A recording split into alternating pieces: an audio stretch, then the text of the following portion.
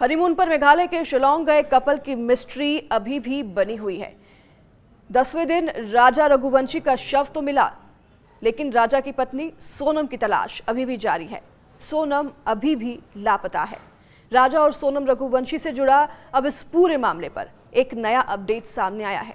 दरअसल राजा और सोनम के एक्टिवा की आखिरी लोकेशन बरामद हुई है। बता दें कि सोनम ने अपनी सास से 12:37 पर बात की थी। इसके बाद 1:13 पर राजा ने अपनी मां से बात की। दरअसल एक्टिवा की जीपीएस लोकेशन के मुताबिक गाड़ी की स्पीड 2 बजे 0 हो गई थी, यानी कि बंद हो गई थी। लोकेशन के अनुसार देखा जाए तो सोनम और राजा के साथ घटना 2 बजे ही हुई थी, क्योंकि 2 बजे उनकी जो भाड़े पर ली हुई स्कूटी थी उसकी स्पीड 0 हो गई थी। और ये भी बताया जा रहा है कि घटना 2 बजे से लेकर 2:30 के बीच हुई थी।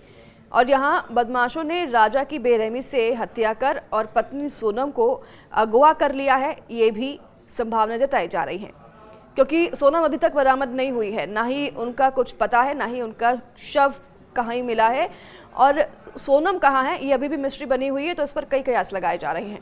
तो वहीं राजा का जो शव है वो 2 जून को वेईसावडोंग झरने के पास एक गहरी खाई में मेघालय पुलिस को मिला था, और उसके दाहिने हाथ पर टैटू पर राजा लिखा हुआ था, जिसकी वजह से राजा की पहचान हो पाई थी। पोस्टमार्टम रिपोर्ट में ये पुष्टि हुई थी कि राजा की हत्या धारदार हथियार से की गई है। तो वहीं परिवार ने प्रधानमंत्री और गृह मंत्री से न्याय की गुहार लगाई है। सोनम रघुवंशी की तलाश को लेकर घर के बाहर उल्टी तस्वीर लगाई गई है। तो कई ज्योतिषियों से भी लगातार परिवार के लोग संपर्क कर रहे हैं। लगातार सर्चिंग के बाद 10वें दिन पति राजा रघुवंशी का तो शव मिला, जो कि पूरी तरीके से डिकम्पोज यानी कि सड़ा गला हुआ था, लेकिन पत्नी का कोई भी सुराग नहीं है, जिससे कि सवाल खड़े हो रहे हैं कि सोनम का अभी तक कोई सुराग आखिरकार हाथ लगा क्यों नहीं है।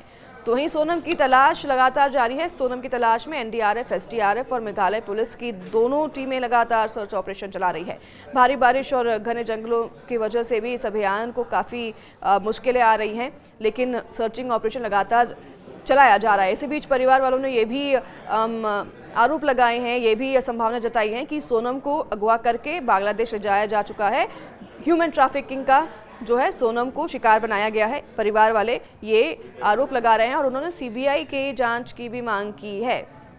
ऐसे इस जो पूरे मामला है, इसमें स्कूटी का लास्ट लोकेशन सामने आने से कई बड़े खुलासे भी हो सकते हैं और काफ़ी मदद भी मिलेगी सर्चिंग ऑपरेशन जो है उसको करने के लिए।